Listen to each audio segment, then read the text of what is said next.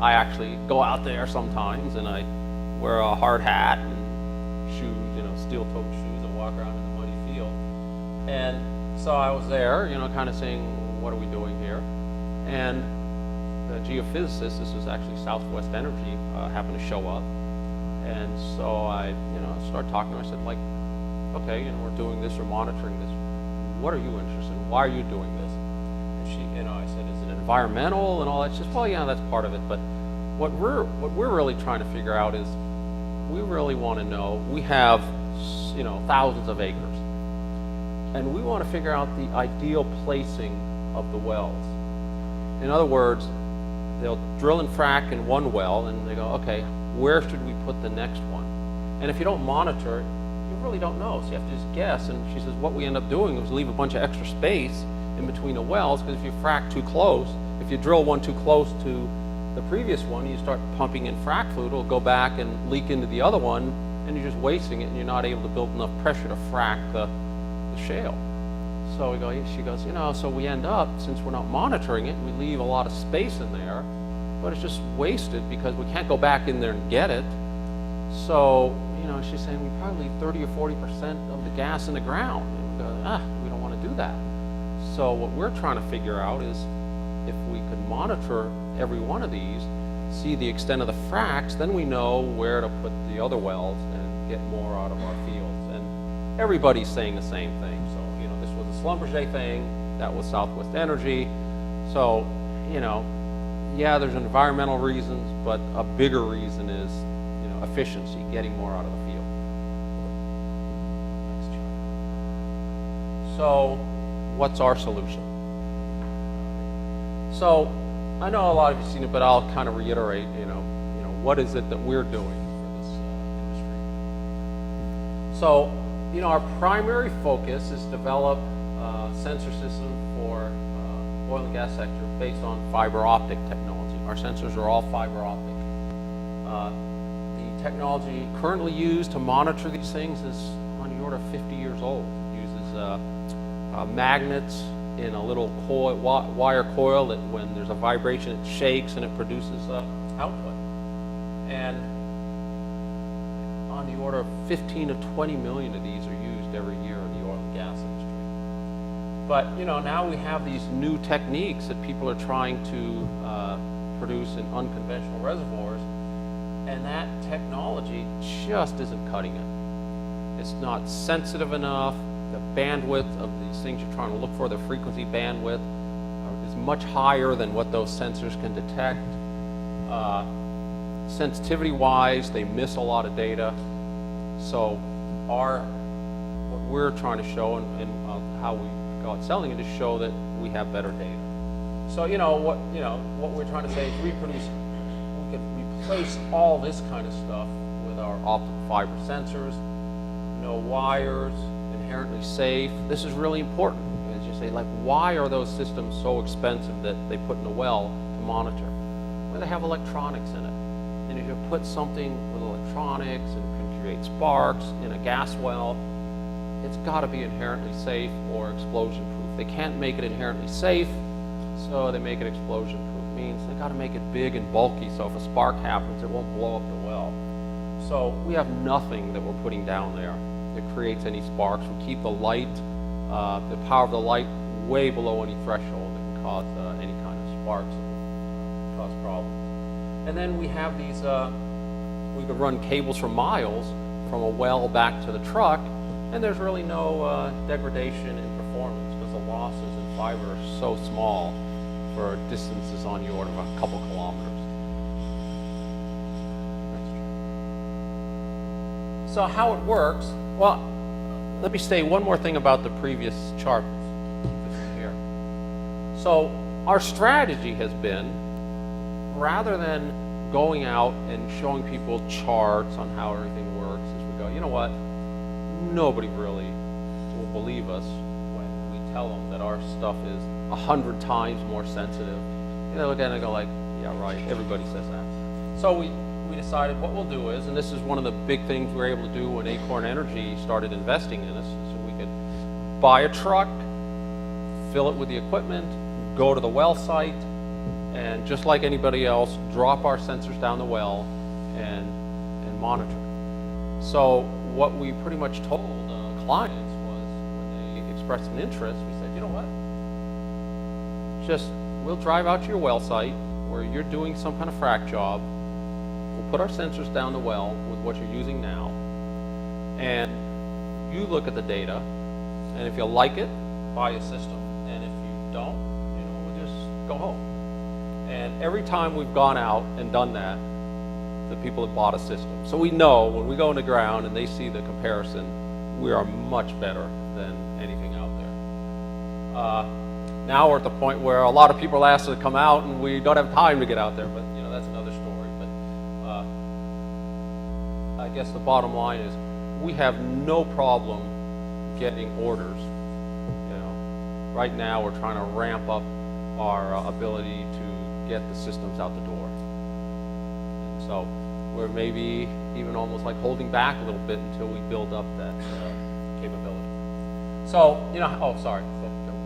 So how it works, we have a box called an optical interrogator. And remember this term because I'm going to talk about we license a certain technology that's geared towards this optical interrogator. But all the smarts of our system are in this box.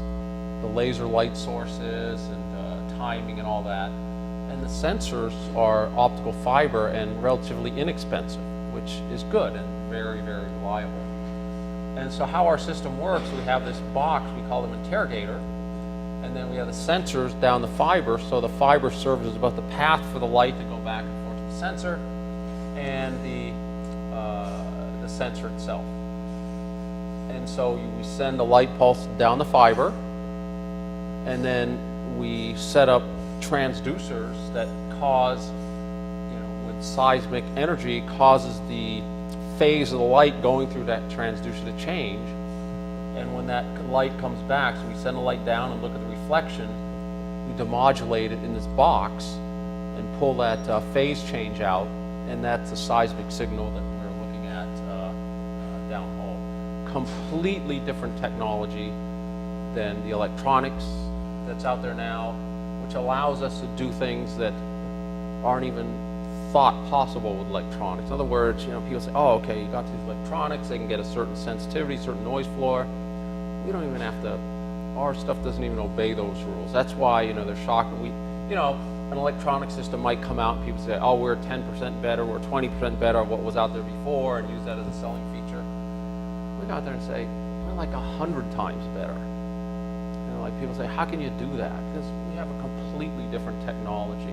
The slate's clean. We can make it as sensitive as we want. And that's a big, big difference with optical fiber. Next chart. So, here's sort of what we're talking about. So here's a chart, and this is noise floor. And the lower the noise floor you have means the quieter signal you can detect. And when you say, okay, we're trying to detect what is called microseismic events, which is what you're trying to do with hydrofracking, these things are microseismic. Think of the name. They're very small, so they're very quiet. So you need very sensitive systems with very low noise floor to detect them. So here's the current state of the art, best system out there. In this band from about maybe 5 or 6 hertz out to about maybe 50 or 60 hertz. It's somewhat quiet, but when you start getting up into higher frequencies, it's really noisy. And typically, the guys that we're working with want to go 600 hertz, maybe 1,000 hertz, and these things won't detect anything at that kind of frequency range. They have people come out with MEMS sensors, these small micro machine devices, and they claim they're really good because the response is flat across the entire frequency band. Well, yeah, it's flat, but it's lousy. Look at that. The noise floor's up there around almost 1,000. You're missing a lot of stuff.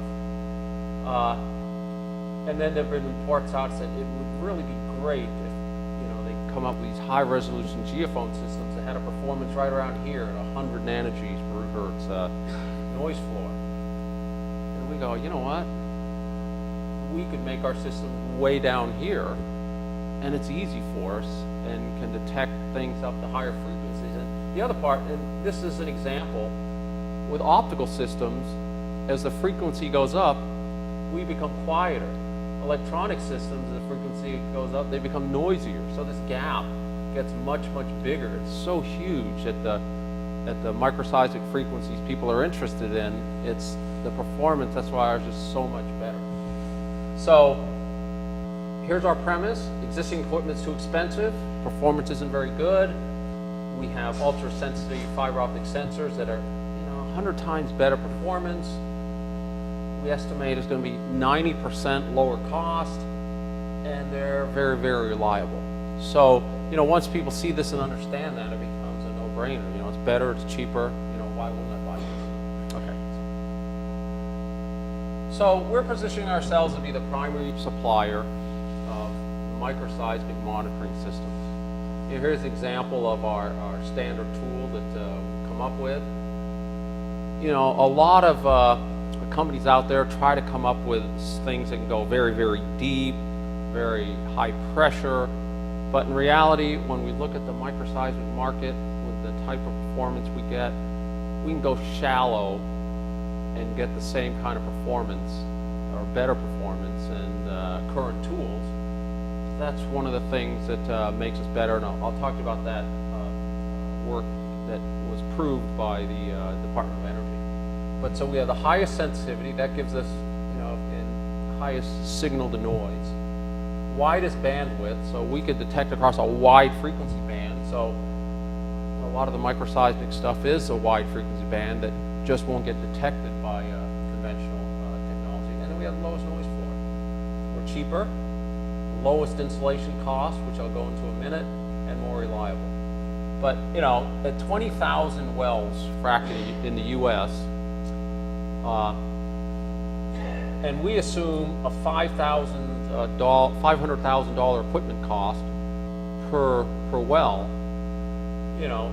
That's 20,000. That's on the order of $10 billion total addressable market, and that's in the U.S. only.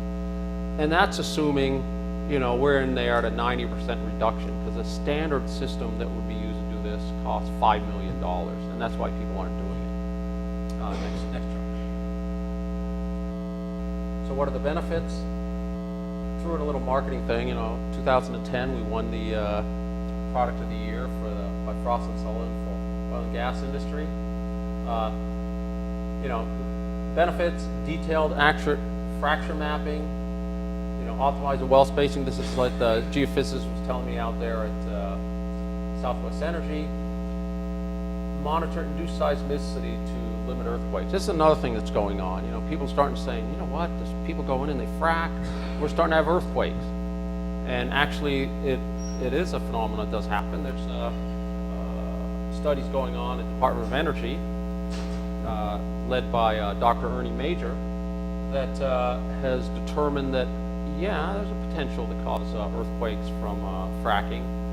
But if you're able to keep the fracking below a certain level, then these earthquakes don't happen. And he has studies and reports that show this, but he says the only way you're going to be able to figure that out, you have to monitor. So you monitor real time, and if you notice that the fracking, the events are getting above a certain level, you can cut back. And we are actually we're building a system for him